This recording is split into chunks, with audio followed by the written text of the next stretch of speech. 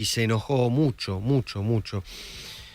Gastón Marano es el abogado de Carrizo, uno de los que está sentado en el banquillo de los acusados de los copitos. Marano, ¿qué tal? ¿Cómo anda? Luis Gasulla lo saluda. Muy bien, Luis, ¿cómo estás? Buen día.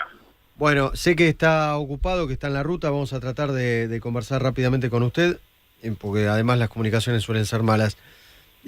Marano, ¿cómo la vio a Cristina y con su experiencia en los tribunales? ¿Suele ocurrir esto de una testigo en un juicio que es la víctima, ¿no? Y que tiene un alegato de estas características?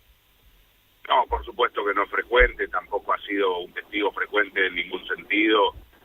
Utilizó la situación para generar una plataforma de carácter político, sacar, fotografías que ustedes han visto, de tapas, y generar con eso una situación que tenía más que ver con una programa política que con el testimonio respecto a los hechos, a lo que pasó o ocurrió. Por eso me limité a una única pregunta que tenía que ver con la custodia, que es uno de los temas que está discutido, y obviamente no entré, y afortunadamente ninguno de los otros componentes de la defensa entró en la cuestión política o en las proclamas o en ese tipo de situaciones que poco tienen que ver con un juicio penal, ¿no?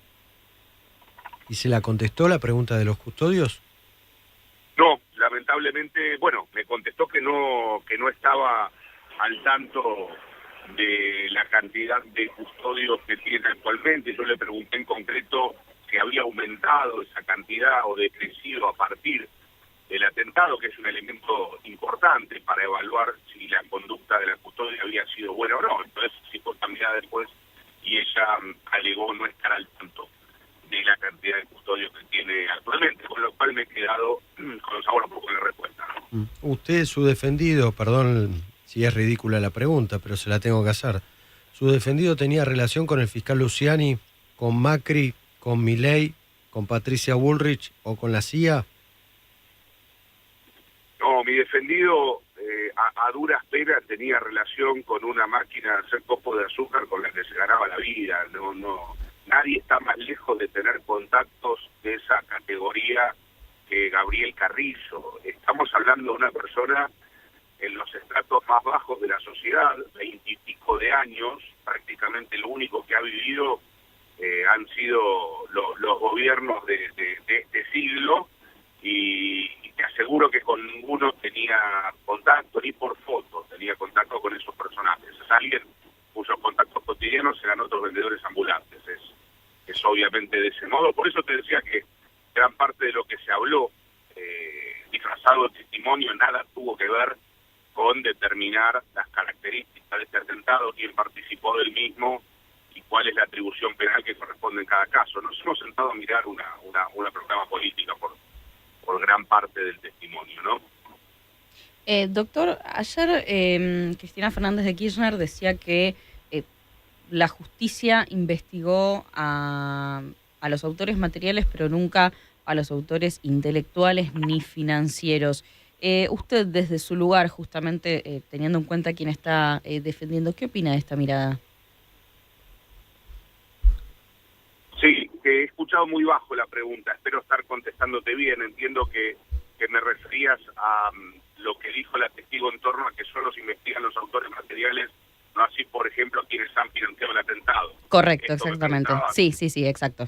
Bueno, perdóname la repregunta, no se la hice a la testigo en honor de verdad porque no quería habilitar otra plataforma política, pero ¿qué tipo de financiamiento habría tenido este atentado? El arma que se utilizó es de la década del 80 y funcionaba mal. El sicario que se utilizó, digamos, hubiésemos tenido un mejor sicario con prácticamente cualquier otra persona que no fuera Sabac Montiel. Cuando hablan del financiamiento del atentado, ¿a qué se refieren? ¿Para qué hacía falta dinero? Si estamos hablando de un atentado, esto no le quita criminalidad al hecho, ciertamente, pero realizado con 2 pesos con 50. Es decir, la inteligencia que se presume se hizo del lugar fue ir a ver cuando Cristina saludaba y cómo caminaba hacia su casa, con lo cual la inteligencia no requería financiamiento, el arma tampoco, y tampoco el sicario. Con lo cual, cuando yo escucho hablar del financiamiento, no puedo parar de preguntarme a cuál se refieren, digamos. No tuvimos ni un arma compleja ni cara comprada en el mercado negro ruso, ni un sicario, digamos, desertor del Mossad que cobre fortuna por organizar un atentado, ni equipos de inteligencia frondosos. De haberlo tenido, Dios no quiera, posiblemente el atentado hubiese tenido éxito. No lo tuvo porque estuvo realizado por dos improvisados. ¿Cómo sigue la causa? ¿Cómo sigue el juicio?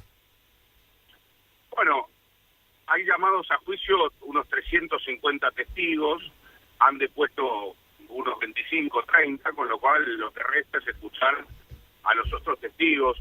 Yo esperaría que la fiscal desista de muchos de ellos, atento que Sabac Montiel está confeso del hecho, y no solo del hecho, sino de la modalidad. Explicó absolutamente todo lo que hizo, cómo lo hizo, explicó que lo hizo solo, que Carrizo poco tenía que ver con esto,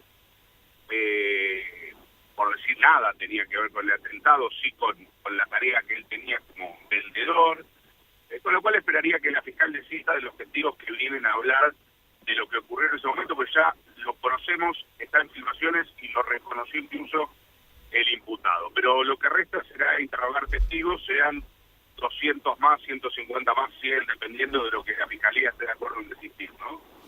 Gracias, doctor Marano. Un placer, Luis, a disposición. Gastón Marano, el abogado de Carrizo, el supuesto financista de los copistas.